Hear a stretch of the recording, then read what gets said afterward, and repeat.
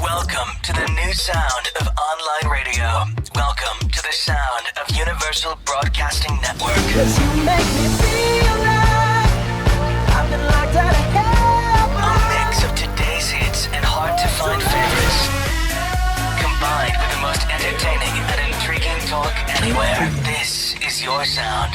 This is the sound of Universal Broadcasting Network at UBNradio.com. Steady, are you ready?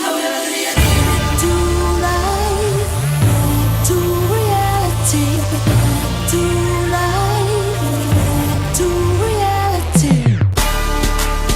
Hello, ladies and gentlemen. Welcome back to reality. I am your host, Jarrett Hill. I am so excited to be back with you after quite an eventful week. It has been, at least for me, and I think for all of us here in America. I'm excited to have my guest joining me today in studio. You probably know her. Her name is Asha Daya. How's it going, Asha? Hello. Thanks for having me back. Yes, of course. Asha is a blogger at Girl Talk HQ. She's also a host and content creator and one of our very favorite people to have on the show. So thank you for being here. Joining us from Shane, you're in New York, I believe, or in New Jersey. Shane is a friend of the show, obviously. He produces here with us often. He is a writer and social media strategist. Shane Paul Neal. How's it going, Shane? Great, man. I was just thinking, we don't talk nearly enough, so I'm excited to be here. Oh, please. I talk to you like 8 times a day. Shut up. Are you kidding? And the first brave Republican who is a Trump surrogate, not just a Trump supporter, but a Trump surrogate. He is a media entrepreneur. He was a Newt Gingrich advisor in 2012, a Trump surrogate, and a Republican. His name is Lee Speakerman. How's it going, Lee? Great to be with you, Jarrett. Thank you for being here. I will tell you all, me and Lee have had many a Twitter conversation that are not always like, they're always amicable, but they're always one disagreement after another, after another, after another, after another. So is Lee the Ann Coulter to our Bill Maher real time right now? Is that what's going on? Do you think that's fair, Lee? What is that about Bill Maher? Are you the Ann Coulter to our Bill Maher? Well, Ann, I think Ann throws more grenades than I do. Oh, okay. And I don't always like the grenades that she throws. I mean, she's very talented at what she does, but, she's an entertainer, kind of like Rush Limbaugh is, or, to some extent, maybe Rachel Maddow, though she's somewhat more serious. But I try to, stimulate thought, hopefully make people look at things a little differently than they might be predisposed to do otherwise. But I try not to lob a lot of grenades or just upset people, because that tends to shut people down. They don't really think when they're upset. Well, Lee, I like Lee already. Lee and I disagree on a lot politically, but I will say that Lee has been the best Republican as far as race politics goes that I've met. So We'll talk about that in just a little bit. We've got the presidential debates that have happened. There's been another shooting of an unarmed black man now here in Southern California, and we've got some things that are a little bit lighter, and I'll tell you where I will be this weekend. If you are going to be in Atlanta, where you can see me, I'll be out there in just a little bit. You guys ready to get right into these hot topics? Let's do it. All right, let's do it. I'm ready, man. It's time for hot topics. Hot topics. All right, so did anybody hear about these presidential debates? I don't think anyone really watched. I will tell you, my family in Australia were watching it. Really? That's how big a deal this thing was. I saw an article that was actually fact-checking the debate from the Toronto Star in Canada, and I was like, oh my goodness, this was a pretty big deal. So if you missed it, I don't know what you possibly could have been doing, or if you didn't know that it happened, you have clearly been under a rock. Many people have said, and Lee, I know that your blood will start to boil, but many people said that Hillary Clinton won this debate. There are many places that will also say Donald Trump won this debate, but I think there's a certain curve that we grade that on, if we're being honest. But it was an eventful evening. I got what is now my very favorite GIF out of this debate. It is Hillary Clinton and her little shimmy alongside Shaq, who's also doing a shimmy in like his Icy Hot commercial. It brings me just immense joy every time I see that GIF. Asha, I'll let you go first. What are your thoughts from the debate? It was an interesting, very explosive at times, hour and a half, almost 2 hours. I was nervous in the lead up to this. I was really anxious as to what kind of dynamics would happen. And there were some expected and some not so expected. I think Hillary Clinton definitely tried to get most of her points across as best as she could. She was definitely more articulate. There were a lot of pundits that are saying within the first 10 to 15 minutes, Trump was a little bit better. Then it kind of all went downhill. And I felt like there could have been more space to hear more about the issues, but there was too much interrupting from one person in particular. I will say Trump. I don't know what you're talking about. But I thought it was really great. Hillary Clinton just came out and KO'd it. I think she was really, really great. She dropped the Michelle Obama line. She did the Jim. I thought that was well placed. I was surprised to hear that. Very well placed because Michelle Obama is a popular surrogate, and she also did. I loved how, speaking of your favorite gifts, when she looked at the camera and did the Jim Halpert from The Office, as Trump is going on about the cyber. The cyber, his kid, and all that stuff. Yeah. Yeah. So, but it was a great, interesting. This time. is the GIF. It's on my Twitter feed right now. Amazing. The little Hillary shimmy and the Shaq shimmy. It's just awesome. Okay, Shane, what did you think about the debate? How did it move you, or what did you think? It was pretty much everything I thought it was going to be. I thought it was going to be Hillary trying to ride the line of logic and just trying to drive her point home as succinctly as she can. It was going to be Donald being Donald and kind of drive towards his base's heart, because that's kind of what I feel like his entire campaign has been about his base's emotional feelings with everything that's going on in the country, and the economy, Mexico, all these other things. It's very much driven in that way. So overall, it was pretty much what I thought it was going to be. I think for me, I'm at a point now where I just don't see where anybody's being swayed from one camp to the other. For sure. And even to beyond that, I don't understand how you can be undecided at this point, because there's nothing about them that are parallel or close. These are very opposite people. These are folks who have very different strategies, if they have strategies at all. So I'm not sure what I'm at a point now where we can have the election now, because I think whatever it's going to be at this point. Lord Jesus, when I tell you I'm ready for it to be over. Well, there are no other pertinent opinions on the show tonight that we could talk to about what they thought. Lee, tell us, what did you think of the debate? Well, Jarrett, I must have been a mistake here, accidentally calling on me here. But actually, I thought for the first one-on-one debate, and I hate to, I'm not trying to lower the bar, but realistically, the first one-on-one political debate Donald Trump has ever been in, and he came across as strong. He was authoritative. He was Donald Trump. I think the main two things that he accomplished were, one, he got through the entire thing standing there. He's a pretty commanding guy, even if you don't always like what he says. He just seems, he's the kind of guy that looks like he's in authority. But number two, he made the point repeatedly that I think the most crucial issue in this entire election, which is, we've done it your way. You've been there nearly 30 years, and what we're doing is not working. And all this talk, I thought literally every 2-minute answer she gave sounded like 20 minutes. It just seemed to drone on and on. And even when she made a good point, I was watching with my son, who was a Bernie supporter, and he said her answers are drowning in a sea of words. If she had just stopped, she would have been much more effective. So, can he improve? Can he fine tune? Of course he can. But I want to point out a stat, which I sent you earlier. And you know the answer, Jarrett, so you can't cheat because you have the cheat sheet. But you know which candidate of all the debates since 1960, including Kennedy, Nixon, do you know which candidate won a debate by the biggest point spread in the polls? You know which one? I'll say nothing. Yeah, is this us? Yeah. Oh gosh, is it Reagan? I'm just going to throw out a name. I was going to say Reagan. All right. Mitt Romney in the first debate against Barack Obama. And look how that turned out. He beat him by 52 points in that debate. Now, Obama won. You know why? He was coached by, what's his name, the guru? Tony Robbins. He was coached by Tony Robbins. Let's also be clear, though. I mean, historically, incumbent presidents tend to not do well in their first debate. Historically, that just is how it happens.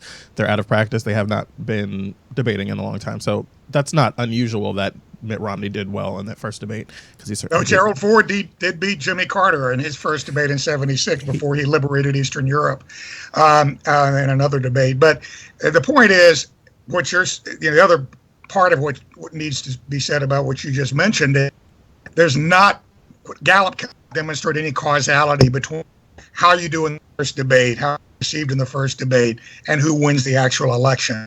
It sounds like you're saying that you a lot of thought people Hillary might have Clinton said, did well, really Hillary well. won, quote unquote, won, but I still like Trump. And they still got the message that Trump made that, you know what, we've got to have change. What we've been doing in trade and all these other things has been wrecking the country. We're having like the sound of a. Oh, this is my computer. I'm sorry. I'm like, what is this sound? There's like a video that just started playing on my computer. I'm like, is there a dog? What's happening? Sorry about that. I'm like. Sorry to interrupt you, Jarrett. I'm just going to do a Donald Trump right now, but we cannot. I thought that was just something to cut me off. No, I swear. I know it seems like. No, but listen, I am going to cut you off and do exactly what Donald Trump kept doing to Hillary Clinton when she was trying to give her answers, and she didn't interrupt him at all. I know Newt Gingrich did say that she did, and many others on Fox, but Trump repeatedly interrupted her. Wrong, incorrect. That makes me smart. It's like, come on, dude. If you want to, you want to appeal to your base and you want to not just look like a 5-year-old, stop interrupting her. I mean, that's. I will say they were short. They were short interruptions. I'd call them punctuations. Well, it's still an interruption, and she didn't do that. Well, because she went on and on. I mean, no, she gave her answer when she was asked. I don't think she stuck to the rules. He was going to be back on the air if he didn't interrupt. Oh, come on. She stuck to the rules. I love, and he did not. I love Asha. Oh, come on. Come on. I will when say, they go low, we go high, people. I will say that the Clinton campaign has a really, really excellent. I mean, obviously, I'm a little bit biased on this one, but the Clinton campaign tweeted out a video that they just did that was from the debate, and I thought it was really, really effective at calling out the things that Trump said that were not wholly accurate. I'll put it that way. I'm just going to play a little clip of it so that you guys can hear it, and I'll let you respond. Here it is. Just kidding. No, it's not. All right. Here we go. Donald thinks that climate change is a hoax perpetrated by the Chinese. I think it's real. I did not. Science is real. I do not say that. And all of this with the global warming and that, a lot of it's a hoax. The concept of global warming was created for the Chinese in order to make U.S. manufacturing non-competitive. You even at one time suggested that you would try to negotiate down the national debt of the United States. I would borrow knowing that if the economy crashed, you could make a deal. I was against the war in Iraq, just so you put it out. The record shows otherwise. The record does not show that. Why is your judgment? The record shows that I'm right. Are you for invading Iraq? Yeah, I guess so. He even said, well, if there were a nuclear war in the East Asia, well, that's fine. Have a good time, folks. And in fact, good luck, folks. Enjoy yourself. Someone who has said, I'll stop it here because it's another minute long. But it's like all of the things that he said, I did not say. I never said that. That's completely wrong. And it's like, here's a receipt. Oh, here's a receipt. Also, there was an interview he did with someone on the press line just after the debate, and they said, "So, did you really say that not paying your? And did you really insinuate when you said that makes me smart means that you didn't pay your taxes?" And he goes, "No, I didn't say that." I'm like, you literally just said Lee, that. So I haven't really given my take on the debate, but really, ultimately, I thought that both of the candidates did as well as we would expect them to do. I thought the bar was obviously going to be really low for Donald Trump to come out having been successful. I said all he had to do was really arrive on time and wear a tie. But as long as he didn't completely fly off the handle, which about 25 minutes in, he started getting really pissed and he started interjecting quite a bit or interrupting really. That's wrong. Didn't happen. I started feeling he's getting really upset, and everyone in the room that I was with, and it was a lot of Trump actually, Trump supporters at the Hollywood Reporter event that I did. Wow. That got interesting. We'll talk about that after the show. You had a great time there, Jarrett. Lee, that was an utter shit show, but that's a different conversation. But a lot of people were like, "Oh, he seems like he's getting really upset," and I was like, "If we're 25 minutes into a 90-minute debate, what ended up being 95 minutes." I can only imagine where he's going to be. He did rein it back in, to be fair. But there were just so many moments where I was like, wait, what did he just say? And that was one of the ones that stuck out to me the most when she said, it's because you haven't paid any taxes that they talked about the airports and all this different stuff. Right. And he was like, that would make me smart. And it was like, did that just happen? As a Trump surrogate. And then he goes, then they'd squander it anyway. It's like, okay, so just again, you double down. Exactly. Just to be clear, you are saying that you didn't pay taxes. Right. Lee, how do you respond to that as a Well, I would, first of all, he said that would be smart. And, the thing about he said that makes me smart. He said that makes the me radar, smart. I think, to a lot of people, or a lot of the media, establishment media doesn't want to acknowledge it. But his authenticity, he tells it like it is, and he brags about things that Mitt Romney was embarrassed about. Not that he should have been embarrassed, including not paying managed taxes. to look defensive and cowering over all kinds of issues. Donald Trump is out there, and he's basically saying, "If I'm doing what you would do or wish you could do if you were in my position," but he's been very consistent, very authentic, and I think that's what people love about him. He doesn't sugarcoat it. He tells it like it is. And one of the things people admire about him is that he has been very savvy. They do want that kind of thinking when it comes to running the government, because again, what's been working, what the politicians have been doing, and this applies to folks, whether you're in the middle income group, whether you're in the inner cities, whatever your race, it has not been working. It is not working. And the entire country has been on a downward slide for, I would say, 15 or 20 years at least. It really started in the 70s when we started running trade deficits. That was under Richard Nixon. So the two parties are equal opportunity offenders. Let me pull you in here, because you're a very good surrogate, and I'm going to give you that. But like, really, what he said was that would make me smart, implying or inferring that he's not paid taxes.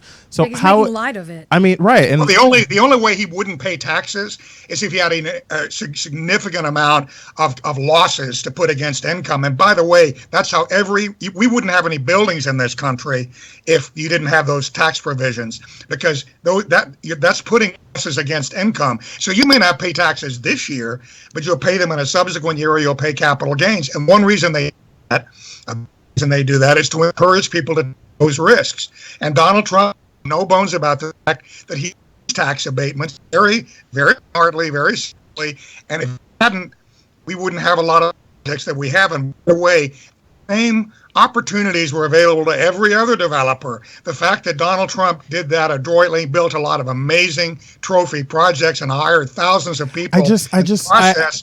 Doesn't, not only makes him smart, but that also makes him a very big positive for our economy. So then why doesn't he show us the tax returns then? But how is it a positive for our economy if he's not feeding into taxes, into tax revenue? Because he is paying tens of thousands of people. He's building businesses that are going to throw off taxes ad infinitum for decades or even a century going forward.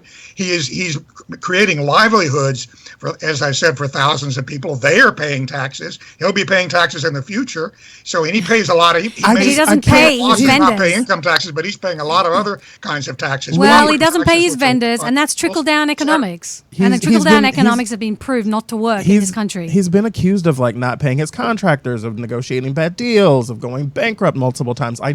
I'm always that was one thing he bet very big on Atlantic City. Oh, but it's more than there's like 6 bankruptcies. There's more than one. No, there are 4 bankruptcies. They all involve Atlantic City, and he bet very big there. And as other people will say, it's not just Donald Trump.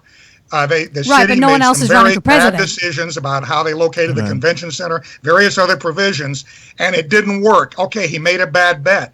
Warren Buffett has made a lot of bad bets. By the way, just an aside, the biggest shareholder in Wells Fargo, but nobody tells you about that. And he's been extolling that bank, for 20 years. But the point is, he's made some bad bets. Everybody, Steve Jobs made some. But they pay their vendors. We've all had a mistake. But the net is that Donald Trump has built a business worth up $10 billion, several $1 billion. He's hired tens of thousands of people. Which he doesn't all pay. And the vendors and workers he's paid completely swamps the small number that were involved in that bankruptcy. Okay, so when Hillary Clinton called him out on not paying his vendors, his answer was not, no, I did pay them. His answer was, well, I didn't like the work. Basically confirming what she said. In some cases, maybe I didn't like. True. And when you don't, that's like the work, illegal. Not paying someone. Negotiate a deal where you don't pay. Well, he didn't negotiate a deal. He just didn't pay them. A bankruptcy is a very unpleasant process, and one of the byproducts of it is that sometimes people don't get paid, or they don't get paid the full amount. In many cases, most cases, his people were paid. Maybe they weren't paid everything that they had hoped to be paid, but his biggest opponent on the whole Atlantic City deal was a financier named Carl Icahn, who's a brilliant financier. His biggest opponent, he fought him in court, he fought him in his attempts to restructure his companies. Guess what? Carl Icahn bought the Trump properties in Atlantic City, and he is now one of Trump's biggest supporters. And he was dealing with him, all those machinations. He's a very tough guy, a brilliant financier and investor. And he's not very close to Donald Trump. So if Trump was that bad and that maladroit at running his business, believe me, Carl Icahn wouldn't be behind him. Okay, That so guy's Lee, been one so of the Lee. toughest critics of all kinds of managements all over the country for decades. Lee, you're breaking up a little bit. Your connection is breaking up for us a little bit via Skype. But I all of that might be true. Okay, even if all of those things be true, I feel like the real challenge for me is if I am a middle class, lower class American, and I hear that, it's like, oh, this one billionaire is friends with this other billionaire, and one bought the thing from the other, and blah blah blah. Like, how does that resonate with a middle class voter? Exactly. And when I'm hearing that you're not paying your contractors what they would like to be paid, to use what you said, or contractually they should have been paid. Well, there's that, but you negotiate a deal apparently. But like, I'm wondering how that message is supposed to resonate with someone who is a blue collar worker who seems like, I mean, he's doing well with white nationalists. Males. No, come on, let's be fair. Well, hang he's doing very well with white nationalists. The American Nazi Party is supporting him, and many nationalist parties are supporting him openly. But that's a different conversation. But I think all three of you are pretty adroit marketers, and you understand content creation. Guess what? This may be a shock to people. Some of these god-awful, noxious, pernicious devils out there, like David Duke and these Nazis, they see an opportunity. They know the media can't wait to report some new hate group that's attached itself to Donald Trump. So they're thinking, hey, this is our chance. This is our chance to, nobody's ever heard of us. This is our chance to get visibility. They're trying to hijack his campaign. So my question becomes, he is completely renounced. He is completely decried. All of that. It's been Trump did not completely decry. That's a lie. Lee, I think that's over. Go ahead, Shane. So I guess my question becomes, even with that being true, why did it take so long when these things started happening? But Mike Pence when you started getting these endorsements. With the last couple of weeks, Mike Pence is not. The one with David Duke, he had already denounced Duke years before, and he mostly wasn't sure. He was hearing in his earpiece. He didn't get, they were talking about the David Duke, the clan David Duke, and he just didn't get it. But how did he hear enough to say that, to give like a wish-washy answer? We watched Gary Johnson, who's a two-term governor of Colorado and supposedly a really smart guy, have two complete brain freezes on rather simple questions. So, but no one here is defending Gary Johnson. Yeah. At the end of the interview, Donald Trump went out of his way on Twitter, which is his main platform, to say, I completely denounce and decry that guy. He has denounced all of that. He's made an aggressive push to attract African-American voters. He's dead serious about it. I know he's at 0% with the African-American vote. On it. So this guy is dead serious. And on anything related to that, let me just say, Mark Twain had a great saying, which was, if you have a reputation as an early riser, you can sleep till noon. And the inverse is also true. If you're known as someone who's been involved in civil rights, or if you're a Democrat office holder, you get a pass on a lot of that. And that's understandable, okay? Well, Donald Trump... Wait, what do you mean? A lot of strong statements about the border, about Islamic terrorism, which has been conflated by the left into race. Islam is not a race. Latinos are not a race. He's not a racist. He's talking about protecting African Americans from terrorism. He's talking about protecting inner city neighborhoods from the drugs that are pouring in from over the border with Mexico. So this is not about racism. Donald Trump, I sent you the video, Jarrett, of in 1999, and he's not a Johnny-come-lately to this. It's not political opportunism. He wasn't even dreaming of running for office in 99. He was working with Jesse Jackson to give him a beachhead on Wall Street because he had to launch a movement with the Push Coalition. He went to workshops. He's been involved in for decades. So he's serious about this. He is in no way aligned with any of these racists. He's denounced them, decried them, and that's beyond question. Just a fact check here, because in 1999 he was running for he did end up going out to run for president as a third party candidate.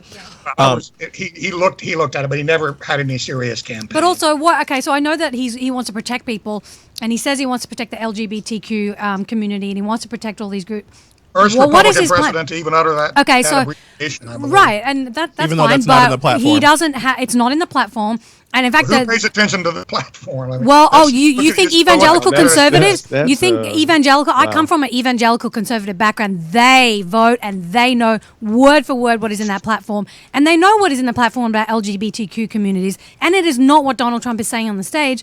But also, how is Donald Trump going to protect me as a woman of color in America? I'm waiting to hear that plan. Like, he says he wants to protect everyone, make sure everyone has prosperity. I'm still waiting to hear that plan. Well, Shane, go ahead. Sorry, I thought you. I also, the things that Donald Trump has been coming out and saying have been, I love at the end of the debate when he talks about Rose O'Donnell and how, she deserved to be called a fat pig and all these different things, and how, Alicia, she gained all this weight and blah, blah, blah, blah, blah. And then in the same breath turns around and says to Hillary Clinton, oh, but your ads have been so mean against me, and how could you be so mean, and blah, blah, blah, blah, blah, when all of the ads that are running against him are all his own words, which actually...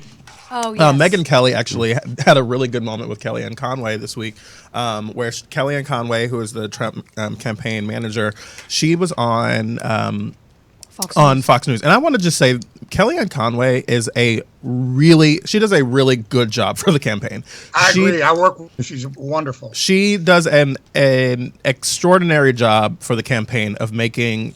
Lee, you're not going to love what I'm going to say here, so you might want to back away from... But she does...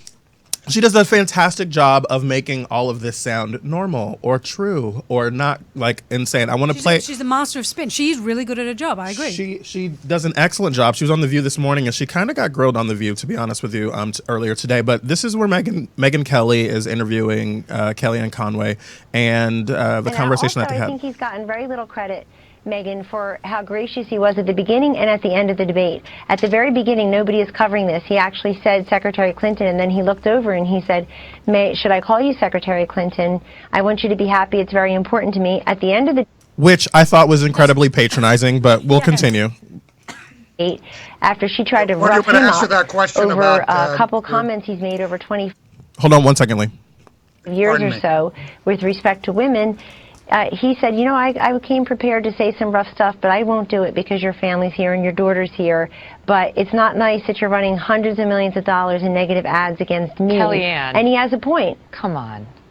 It's not nice. Oh, they are running for president. Of course she's going to hit him with negative ads. But the ad should be true. He's out there on the The ads that she's running about him when it comes to his comments on women use his words, Kellyanne. Use his words. No, but her ads... Okay, but Megyn, why is she spending all this money and not talking about her vision for post-Obamacare? Because there's two facets of a campaign. You know that better than anybody. She didn't deny that those were his words. And she pivoted away from it. So here's the thing. Go ahead, Lee. What women care about, let's look at the polls. Be careful. Be careful, because I'm a woman. I can tell you what we care about firsthand. Well, no, what they care about is jobs. They care about paid maternity leave, care about child care. All three of those are things that Donald Trump is in the forefront on. He has pushed things and come out with a program on maternity leave and child care that no Republican candidate has ever even broached, even talked about. He's way ahead on that issue. He takes that very seriously. He is going to create an economy instead of barely 2% growth, which is the worst recovery we've literally had in recorded history in this country, into a robust economy so women can not only get jobs but get their incomes raised. You can't raise the minimum wage to raise everybody's incomes when their wages are being undercut every day by importation from China, offshoring of jobs, which the Democrats and Wall Street have been pushing for 20 years. That's not how you raise incomes. It's not going to work. Okay, Donald so I just want to jump in quickly. Sorry, I didn't mean to cut you off. I know you were finishing, but with the childcare thing, okay, he may have. I don't know how to compare it with the other Republican candidates over the last few years, but if you look at Donald Trump's childcare, all versus nothing is how you compare it, because the others have not had one. Okay, good to know. So this childcare proposal doesn't include men, and last time I checked, if the man is in the picture, he deserves to be part of paid family leave. It only includes married couples that have the married status under the tax code, and it doesn't exclude people who adopt children. They still need that bonding time with children as well, whether they biologically have the children or not. So there's a lot of holes in this childcare plan, and childcare paid family leave is a big issue for me, like you said. And he's on the record as having said... Legitimate questions. Let me just quickly say that one of my favorite sayings was Voltaire who said, "The perfect is the enemy of the good." You build a wall, pardon the expression, one brick at a time. He's laid out a matrix here. He's hit the highest priority issues that affect the most people. And that doesn't mean it's the final iteration. All of this is going to be, to use Donald's term, negotiated. But the point is, Hillary Clinton's got a better plan. He's laid a foundation that no other Republican has ever done. He's very serious about this. He has not ruled out. He hasn't said this is the final plan. We're not going to make any changes. But he started. You manage by exception. You start with the areas that are where the most crying needs are, and then lay that foundation, and then work around to address other areas. That's what we've done on every major public policy initiative in our country's history. So Lee, you have effectively still done what Kellyanne Conway did here, where the real issue was all of these terrible things that he said about women.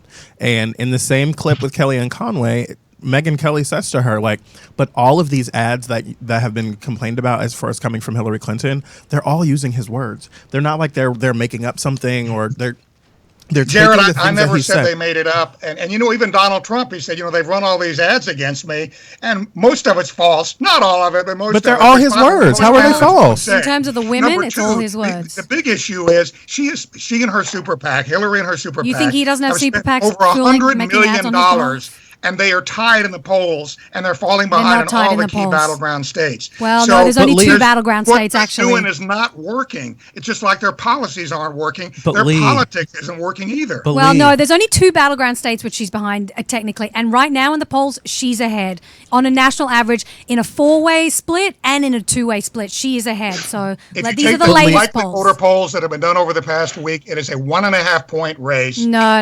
In the major within the polls, margin of error in Michigan, Colorado, and Pennsylvania. He's surging in Colorado. He's taken Ohio and Iowa basically off the board. Hillary Clinton's going to pull out of those states. I mean, that is dramatic. Okay, she'll win Pennsylvania. We could do this. We could do this all night, and to be fair, Lee and I have gone back and forth on Twitter for a long time. So, Shane, I'll let you jump in if there's something else you wanted to say before we move on. Just backtracking really quickly on the idea of how much Donald cares about race and everything else. I'm a native New Yorker, and I remember when it was the Central Park jogger case the vilification and much of it driven by Trump at that point, to be perfectly honest. Didn't he take out the ad? Yeah, he did, and didn't apologize when they were found exonerated. when they were exonerated later. Right. So that's the Donald Trump that I'm seeing, that I remember from all those many years ago. But I also find interesting is that as much as we talk about Trump reaching out to people of color and everything else, he's doing it in very white spaces. With the exception of, going Don to a black King church, saying some words for him. Say again? With the exception of him going to a black church on a Saturday. Right. And that was when he had Don King come out for him at a black church, which I don't know what pastor lets that happen, but that's a whole other story. None of us are irredeemable, contrary to what Hillary Clinton said. That's rather ironically considering how. If I can, Shane, if you don't mind, let me just weigh in on that, because believe me, I understand why you're saying that, and if I were you, I'd probably feel the same way, having watched that firsthand. A couple of things we learned. First, Donald Trump was hardly the only person who jumped to conclusions on the Central Park Five, and it was not only white people. But those people aren't running for president. This is an example of jumping to conclusions. We've learned time and again in these cause celeb cases, we cannot jump to conclusions on either side. And, we just saw 2 African-American officers who shot into a truck that had a 6-year-old autistic boy. We should not jump to conclusions on that. We have to look at these things based on the facts. And maybe he jumped to conclusions there. But the point is, Donald Trump has very proudly and very aggressively hired people of color in his company. He's hired those construction jobs are some of the best paying and most solid I think Shane is talking about his personal experience as 20 to 25% were minority. He's been a leader in minority empowerment, working with Jesse Jackson, and Jackson on C-SPAN congratulated him, thanked him for that. Lee, I have to stop you. I have to stop you, Lee. And it's a little bit for listeners at home. It's difficult for Lee to hear us when he's speaking, so that's why it sounds like we're talking over each other. But Lee, my challenge still is when we talk about, oh yes, Donald Trump has done this and Donald Trump has done that. his outreach to the African American community, I think, is a bit futile, because Black people know the things that he has said and done over the course of, you know, the time that he's been in front of us.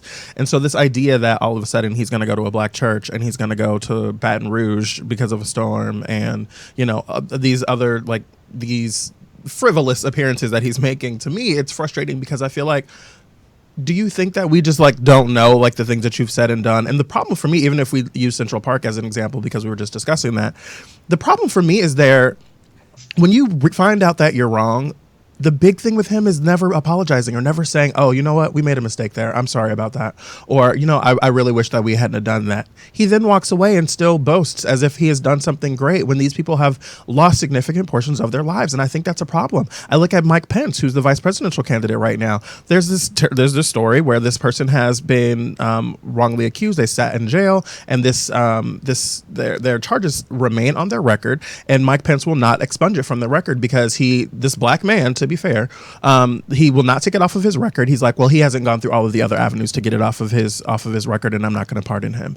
And it's like, but Jarrett, you know that he did this thing wrong. Mike Pence was never quoted on that. This comes from his general counsel. We were discussing this today. I don't think it ever made it to Mike Pence's desk. Then why did his general counsel say it? Then why would he approve it? Weighed in on that case that I'm aware of. Well, then why would he allow his general counsel to make a statement? This is still on Mike Pence's hands. Let me just say something about the white audiences. Shane brought up something that several people brought up. First of all, Donald Trump has met with a lot of African American groups. Yes, some were more prominently featured on, but he's had a lot of meetings, a lot of interactions that are not being covered a lot on the media, because it doesn't their narrative of him being the racist. But I will his say, coffee with Omarosa does not count. No. Here's the problem. The message he's talking about, white people need to hear it. One of the big problems we have in this country is that white people are in denial. They don't know what a serious problem this is. And if he were saying this only in front of African-American audiences, what would we be hearing? Oh, he's pandering to African-Americans. He sure won't let his rallies hear that kind of talk. All these people that are supposed to be so terrible at Trump's rallies, who is he speaking to? He's talking to them. We've got to Lee, I agree with you. But then that is a great way to spin this, and I think you've done a fantastic job. No, Lee. But the problem is the fact that they're touting it as he's going to talk to the Black community. But no, he's not going to talk to the Black community. Exactly. He's not going to talk to the Black community. He's only starting. Why is he at 0% with the Black Get a reputation as a early riser, and you can sleep till noon. He's got a lot of work to do. He knows that. His campaign knows that. I know that. This is not just a one-off. This was not just a photo op. Yeah, but he's been running for a year and a half, and he just started in August. Yeah. I mean, 6 weeks out. By the way, it is not just about getting votes. It's about governing. Oh, come on. Come on. 6 weeks out from the general election, it's not about votes.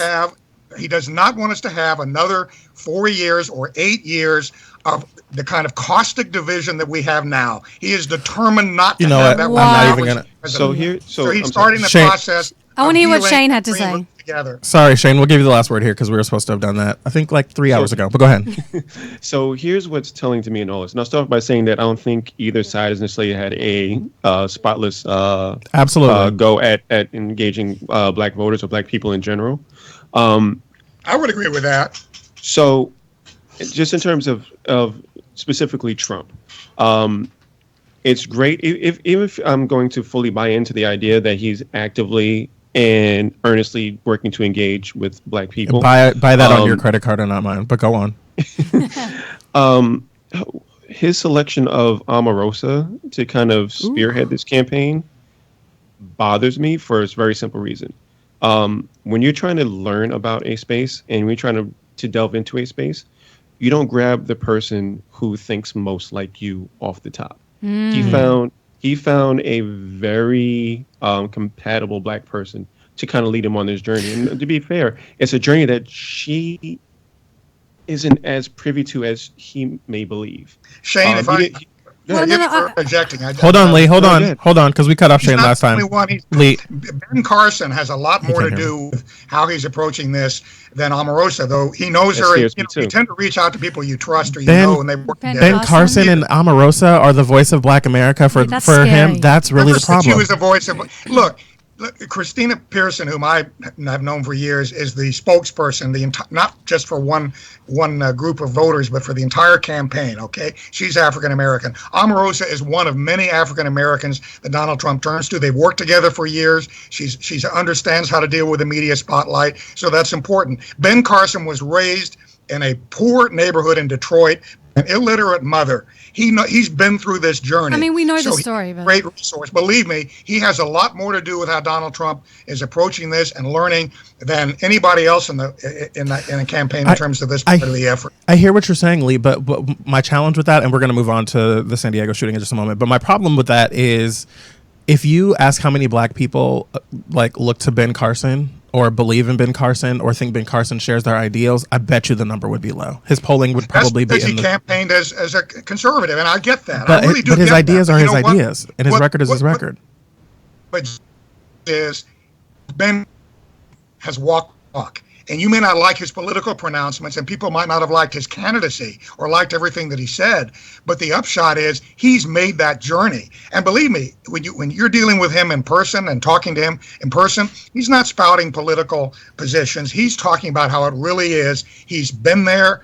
And so, I think to me that's very valuable. But again, that is not by any means the only person that is working with Donald Trump on this effort. The problem and he's I have just with getting the effort started, and he takes it very seriously. And when Donald Trump sinks his teeth into something, believe me, he doesn't let go. He keeps pushing until he succeeds. The only problem I have with Ben Carson is that he has got a very inspiring story. He's got over 50 honorary PhDs. I know his story well. My parents read the book, his book, Gifted Hands, when we were kids. So I'm very well acquainted with Ben Carson. But the problem I have with him, and I cannot speak on behalf of all black people or any black people in this country, that he is well, I made it happen and I've got to a good place, so what's your problem? Yeah. Why aren't you out of debt? That's the attitude I don't like, and I don't think that is working for minority communities, lower income communities, and I think that's where Donald Trump is kind of the disconnect. Donald Trump has actually said the opposite.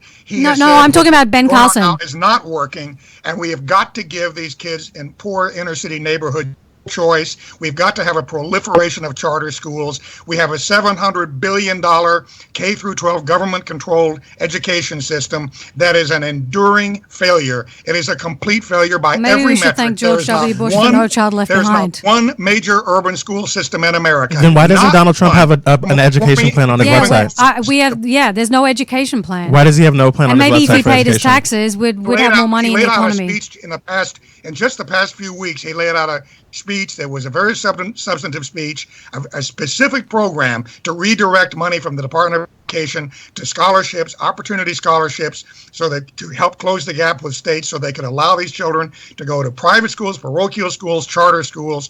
He is pushing that very aggressively. That is the best single thing you could do for African American advancement and, frankly, advancement of poor Latinos in this country. We shouldn't mansplain to minority communities. You know what I mean? I think that's a bit. The teachers' unions hate it. They are fighting it. Their friends in the media are buying into this idiocy that if you devote any money to allowing poor kids to go into decent schools and actually succeed, it's quote unquote taking money from public schools. That's like saying if I use T-Mobile or Sprint, I'm taking money from Verizon and AT&T. Give me a break.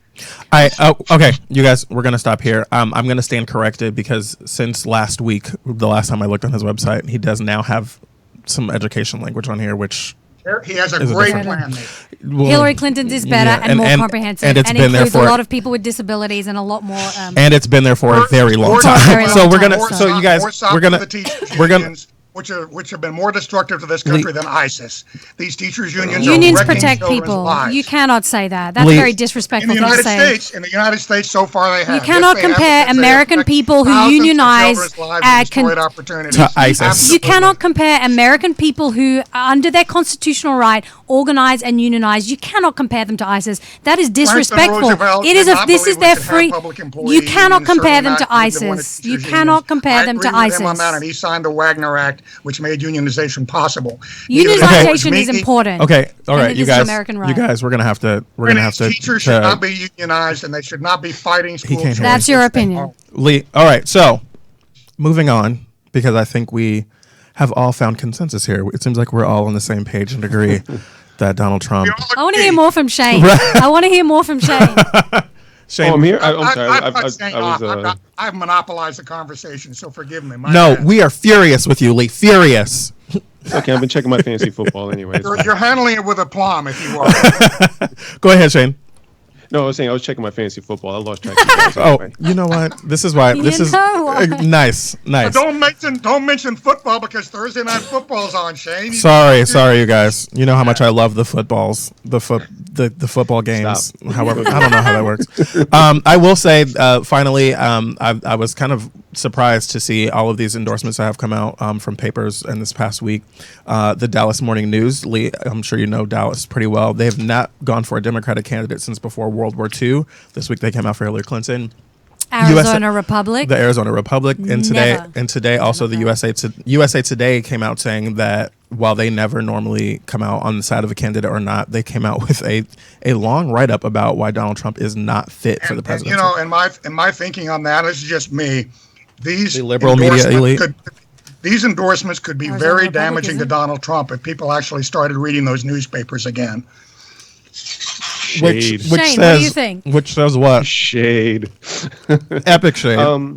No, again, I think I'm just at a point now where I don't think anybody's pulling from any one side at this point. We know whatever the result is what it's going to be. And I think for me, I get a little frustrated that a lot of this conversation is about how campaigns are being handled as opposed to the politics or what the candidates plan to do in terms of actually governing, like the issues. I'm kind of gotten past the point of caring about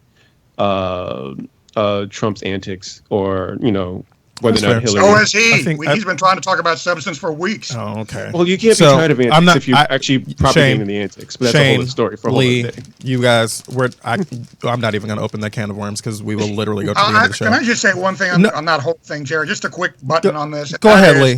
What we're running into is if you're not a politician, Donald Trump is the first major party candidate in modern history in nearly 100 years who was not either a politician or a general. So what was Ronald Reagan before he was governor of California? Pretty sure he was an actor, right?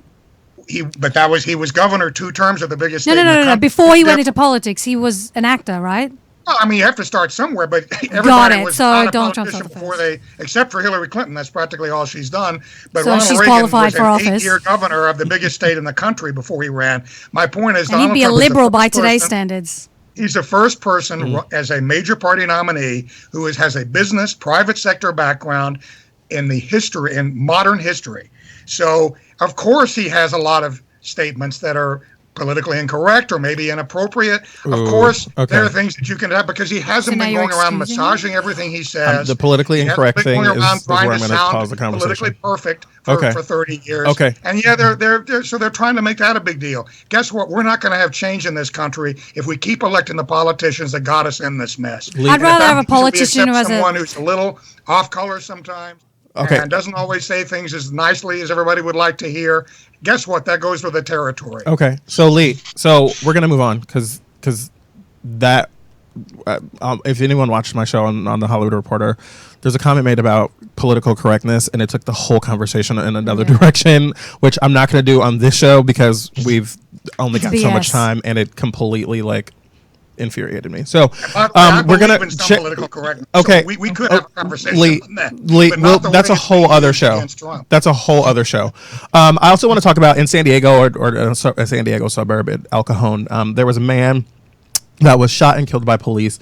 There's a lot of conflicting information about what happened with him, but he was shot 4 times by police officers. His name was Alfred Alongo.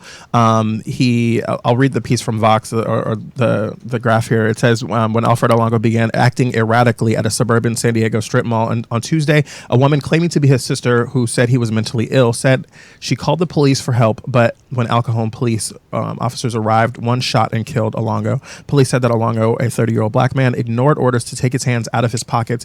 He then pulled an object from his pocket, aiming it at officers while taking what El Cajon police officer Jeff Davis described as a shooting stance. He said, quote, at one point, the male rapidly drew an object from the front of his pants pocket, placed both hands together on it, and extended it rapidly toward the officers, taking what appeared to be a shooting stance, putting the object in the officer's face. Now, the problem here, well, there are many. one of the really challenging situations in this story is the fact that there are multiple reports that police officers went into. This is like a taco place, like a fast food restaurant, and there are multiple reports that officers moved extremely quickly to confiscate all of the phones of the employees and of the patrons that were in the building as evidence, and then they denied it and denied it. And I mean, there are multiple reports, and I've been on the phone, or excuse me, I've been instant messaging back and forth with the gentleman who did the Facebook Live video that immediately followed the shooting, and he couldn't join us because he's in college, right, and he's in class right now. So shout out to Alonzo. But this story, like, there were reports that he was having seizures, and that was why they were called. There were reports that he was mentally ill, and then there was some reports that he's not mentally ill. But there's conflict around whether or not he pulled something out. It went into shooting stance and all of these different things. I feel like we talked about this a lot last week, and we don't have to spend the rest of the time talking about it. But it's becoming exhausting, and it's becoming so redundant that I feel like the numbness coming on that we talked about last week when we were talking about mental health and care. Just wanted to bring this story out. If someone wants to comment on it before we go to break, you can. But I just wanted to make sure that we gave light to that. Well, go ahead. I just say we've got to have transparency, much more robust recruitment and training and accountability with our police. And, obviously Trump is the most pro-police candidate you can imagine, but he spoke out very strongly when he saw that video of what happened in Tulsa. He went on and on about how much that bothered him. When Sandra Bland was arrested last year, he went on Fox News, Donald Trump, and he decried the officer's conduct. He said it was appalling. So he has not, as pro-police as he is, he doesn't shut his eyes. He pays attention. And he wants our police. Well, this isn't about Trump. We're talking about the issue itself. Pardon me? We're not just talking about Trump's perspective on this. We're talking about the issue itself. I understand that, but, it's kind of the big elephant in the room. I think, personally, there's a lot of these cause celeb cases. I think one of the problems that I see is there are no perfect victims. And what happens, because there is a real problem in our criminal justice system that goes on every day. We have machines of criminal justice that do severely disadvantage African Americans in this country. You could argue that we have a system of basically taking young African American men out of circulation in America. That is terrible. And that goes on every day. It doesn't get much media coverage. So these cause horrible shootings, and then that becomes the icon, and everybody's magnetized to that. And then, oh my goodness, they find the victim has a problem. Well, most people have problems in their background, but if you've had an encounter with the police, it's even more likely. Big surprise. So it's unfortunate that we're not looking at the underlying issues that are causing this distrust, that are causing so many African Americans not to talk to the police. It's why we have only a 30 or 40% murder resolution rate in Chicago, and it's bad in most major urban centers, because there's a lack of trust. We need something akin to the Anbar awakening they had in Iraq. We need that in our inner cities, where there is a creation of forging of trust between police officers and the community, because the people that live in the community obviously are the ones that benefit most when crime is reduced. They are also the ones that are the eyes and ears for the police officers, and they will do. Yeah, much but I think this goes beyond training.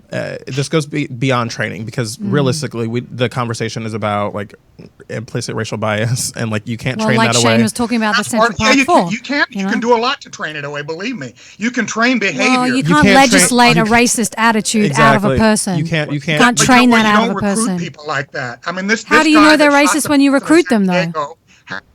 Sexual harassment. I mean, why is he still in the force? Why is that man carrying a gun? I mean, that's a fact, okay? So we have people with documented history that should, in my opinion, not be on the police force. They undermine every good cop. They make every good cop's job a lot harder, because they're having to carry the weight of these people. So there's something wrong with a lot of recruitment. And I agree, if someone's an inveterate racist, you're not going to train them not to be. But there are a lot of people that maybe don't have the right attitudes, but are not haters, and are willing to open up and learn how to do things the right way. And just as, if you smile, it makes you feel happier. If you learn the proper procedure. Right, but you can... Adhere to the procedures, you're not going to be doing racist things, and you're stop thinking. Right, like but you can look into someone's background, and I agree with you, Lee, that they should be doing more vigorous background checks into the recruits and find out, do they have a history of violence? Do they have a history of XYZ? But there is no way you can look into someone's brain and be like, they're potentially a racist and could use the N-word on a Snapchat video when they're a part-time employee for, I'm the law now. Yeah. Right. Shane? So those are the things that I'm concerned about. Shane? And it goes to a little bit of understanding the fact that there's a lot of this stuff isn't even a matter of abject racism. It's not so much about necessarily a racist cop. I hate black people, so I'll become a cop. It's about the fact that white America, by and large, fears figures, fears black bodies. Mm-hmm. And when confronted with a black body in a situation where they may feel like they may be losing some control, you have a gun in your hand. And that's why we've had the conversation, you and me, Jarrett, many times about how a presence of a gun escalates everything from the outset, whether you're trained or not trained. If you're afraid of people that don't look like you, then this is ultimately going to be the end result. So yeah, there isn't a surefire thing, except dealing with the fact that the nation as a whole is systemically racist. But that's a conversation that America doesn't want to have. We want to fix, at least for those who are engaged in conversation, they want to fix the police force. It's not about fixing the country as a whole. There's a legacy of the country as a whole. We're asking and everything that comes from police to fix things that they cannot possibly fix. And that's why I talked about education earlier. We have created. I mean, let's face it. After World War II, there was a synchronized set of national strategies to ghettoize white people and ghettoize black people. That's a fact. And now we're living with the aftermath of that. It was compounded by the deindustrialization of the inner cities across our country, which are due to the awful trade deals primarily. So the economy has corroded. You have these cause privation and dysfunction that are artificial by and large. And then we wonder why things turn out so well, and we inject the police in there and expect them to deal with all of that when we're not doing anything to deal with the issues of education, of childcare. When these kids, most of these kids in poverty, the kids in this country have triple the poverty rate. African American kids have triple the poverty rate of white kids. But you're doing the exact thing. You're doing the exact thing that I'm talking about right now. You're talking about the economy. You're talking about poverty. These are very important things. But I grew up on welfare. My mother was on welfare. Mind you, I come from a two-parent home. I've dealt with all this. I grew up in the South Bronx. I've seen poverty. I've seen everything else. I've seen the educational system. I've seen all other stuff. The educational system didn't kill Abner Lima. Well, Shane, I think we have to have I agree with you. I think, a lot of white people think we talk about race too much. I think we talk about it too little. But the way we talk about it shouldn't be guided by people who have a vested interest in maintaining the status quo in terms of programs, who are vested in maintaining the government-controlled K-12 school system. We need to have an honest discussion about the very things you're talking about, the kind of, I don't know if you've ever heard of the Stroop effect, but it's where you look at letters where the word red is written out, but it's in blue ink, and people don't even read the word red, they just see blue. That is a problem we do have. I agree in this country. There is a problem, there's a white denial. And as I was saying to Jarrett the other day, too many white people, I would say the vast majority, have been brainwashed into thinking that African Americans are just descendants of another immigrant group in this country. And we had a lot of immigrants. Most immigrants that came into this country through our history had it pretty tough, and a lot were treated brutally and terribly. But no immigrant group went through 250 years of slavery and then 100 years of American apartheid and the kind of abject marginalization and discrimination and cruelty that African Americans endured. And then on top of that, we put them in these neighborhoods and where the economy falls apart and they can't get a good education. And we wonder, if any other group, if any other subset of our population had that sordid history, we would never go around saying, well, maybe there's something wrong with those people, or maybe they can't deal with their problems. And we also wouldn't be asking that group to fix all of its own problems. I mean, I can't stand the term black on black crime. You either have crime or you don't have crime. Crime is a problem, and it's a societal problem we all have to deal with. So, Shane, I agree with you. We've got to have a much broader discussion on race. One of the things that made me want to definitely discuss this again was obviously this shooting, but also I saw a post on Instagram. It was a photo of a protester right after the Terrence Crutcher shooting, and she's holding up this sign, and it says, "We live in a world where trained cops can panic and act on impulse, but untrained civilians must remain calm with a gun in their face." And I thought that was part of why like this conversation around training never really resonates with me. Like, sure, we need to do more about training, but like this idea that, oh, well, I was in fear for my life, I panicked, I was so scared. Like the training thing is a part of it, but it's such a small part of it. And like body cameras is a part of it, but it's such a small part of it, especially when body cameras aren't turned on or when you don't have access to the video and all that kind of stuff. Yeah, accidentally, always accidentally. It's it's always an accident. It was never a malfunction. Whatever excuse. If you want to be really real about it, what the problem is developed is that the training that black men get in dealing with police doesn't work anymore. I had the talk. I got the speech about how to deal with police in a public setting and following orders and hands up. Well, any more would suggest that it was working at some point. It's to whatever degree it did work, it's utterly failing now. No, but good training means adapting it to the present reality, Shane. I mean, I don't think we should be teaching cops what we've been teaching because a lot of it hasn't been working. A major study was just done. Forgive me, I can't remember if it was MIT or Harvard. That, as a matter of fact, happened to be headed by an African American head of the study. Not that that makes any difference, but he certainly, I think, was sensitized to the issue, and it showed that shootings by police of African Americans are actually not racially disproportionate, but use of force overall is racially disproportionate. And the reason is, if you shoot your gun as a cop, that's a big, big deal. You're inviting a lot of scrutiny. These days you're probably going to be caught on video. So police are, believe it or not, despite the horrendous things that we've seen, are very hesitant to use that gun most of the time. But they are much less hesitant to use other types of force, which are not going to be recorded necessarily, or no one's going to even ask for video to be produced. No one's going to make a big deal of it because nobody was killed or beaten beyond recognition. So there is a problem, and I agree it is an attitude problem, but we have to keep in mind we've got to have police. The first people victimized if the police break down in this country are going to be in the poorest neighborhoods in our country. So we've got to have police, and we do need this broader conversation, but we also have to keep functioning, and we also can't say that if we don't fix everybody's attitudes overnight, we can't move forward. You move forward partly by moving forward. You start making changes. You start taking action instead of just settling for what we've been settling for. And I hate to be political, but that's Trump's whole point. Okay. Stop. All right, you guys, we're gonna take a quick break. In the situationship, I first off, I want to thank Lee for joining us. Lee, tell people where they can find you on social media. It is at Speakerman on Twitter, and it's phonetically correct, but there's some extra letters, so it's at and then S, P as in Peter, IECKERMAN at Speakerman on Twitter. Love to interact with people. If I can tackle dialogues with Jarrett, I can deal with anybody. Oh, indeed. So, Lee, thank you for joining us. We're going to go into the situationship after a really, really quick break. There's a question that came up in a conversation with a friend, and I want to ask it to Shane and Asha, a relationship question. All that's coming up right after this break. Don't go anywhere. Can't you see the night's still early? And we gon' get it wild and crazy.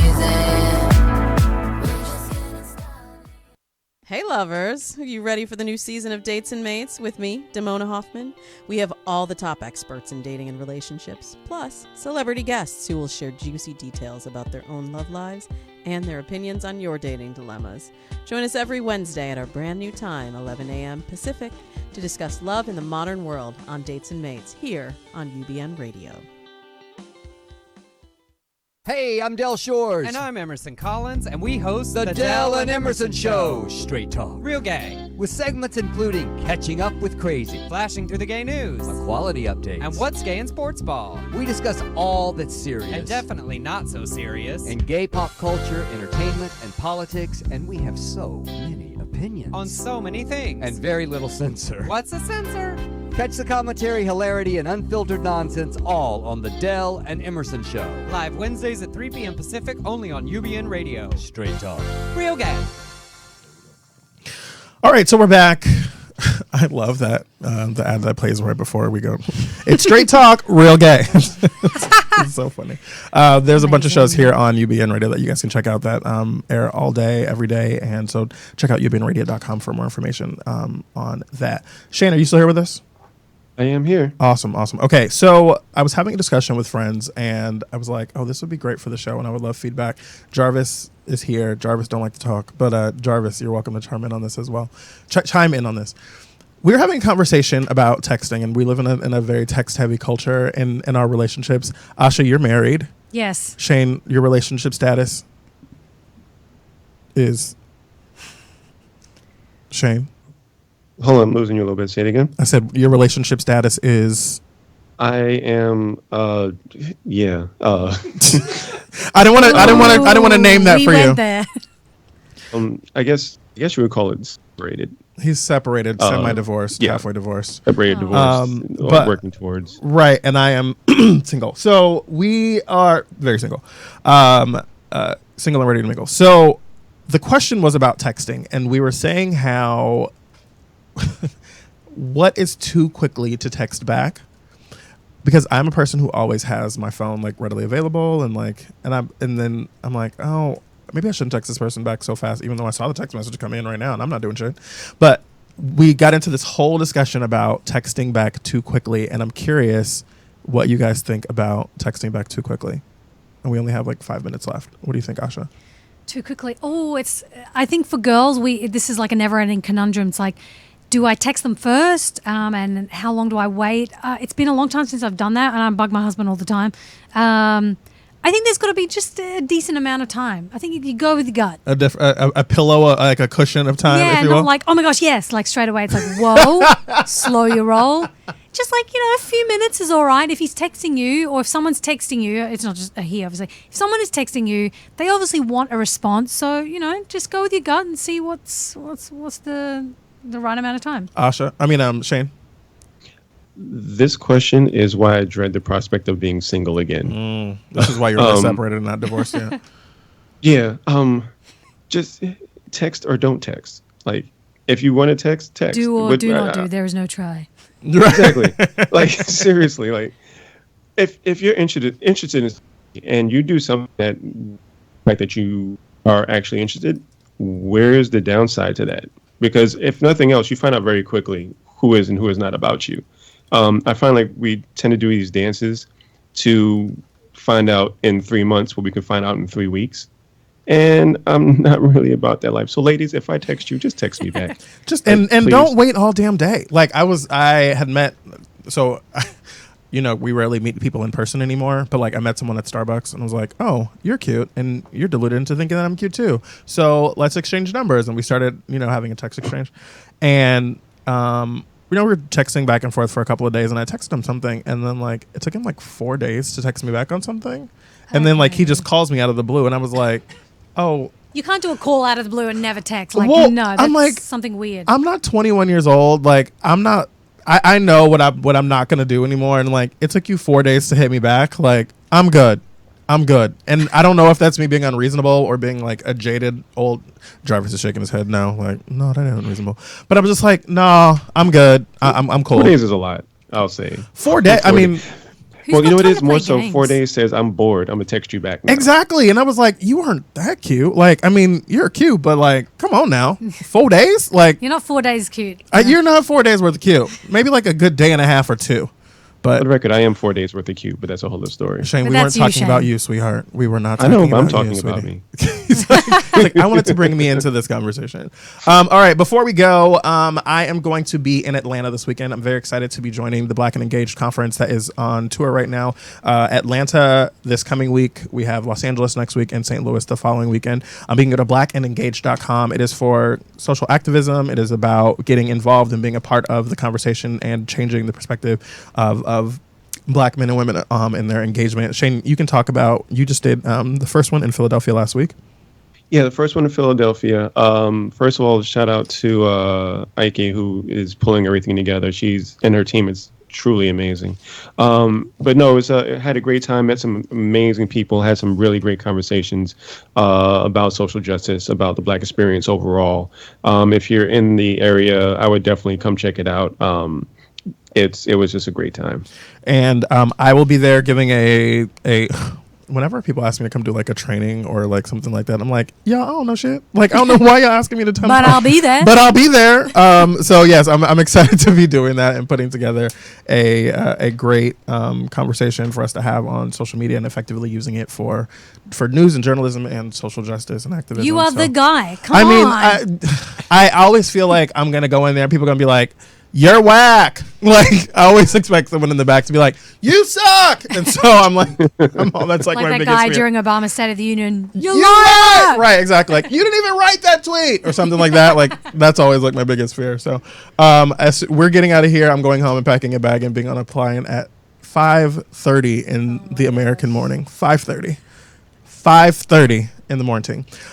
So that's happening. And yes, so if you're in Atlanta, you can go to blackandengaged.com. I'm black and not engaged because I'm single. Did I tell you guys I was single? I think I brought that up. Say it again. Blackandengaged.com. You can still go if you're single and not engaged. Blackandengaged.com. Before we go, Asha, tell people where they can find you on social media. You can find me at Asha Dahya, ASHADAHYA, or from my blog Twitter, which is at GirlTalkHQ, and hit me up. I'd love to hear from you. And Shane, where can the people find you? At Shane Paul Neal on Twitter, Instagram as well. Shane Paul Neal on LinkedIn, because I'm also looking for that job at the moment. Okay. Yeah, pretty much. Shout out to Freelance Life. I will also be at Black and Engaged as Jarrett's wingman, so that'll be a great time too. I'll be the shorter light-skinned person out of the duo. Oh God! But yeah, hope to see you there, and yeah, that's where you find me. Can a gay man have a straight wingman? Yes. Is that? I guess that works, because you know what? That's a whole other conversation. Why do you want competition? Well, point taken. But then they're going to think you're gay because you're my wingman, and now I'm have to do all that explanation. Never mind. He's got a mouth he can say. You can find me everywhere at Jarrett Hill, JarrettHill, no matter what Starbucks says. We thank you for joining us. We'll see you here next week. Find us everywhere at Get Back to Reality with the number 2, Get Back to Reality. And we will see you here next week. I'm excited. Bye, everyone. Yeah. Just let the groove get in all night long. You can let the groove get in.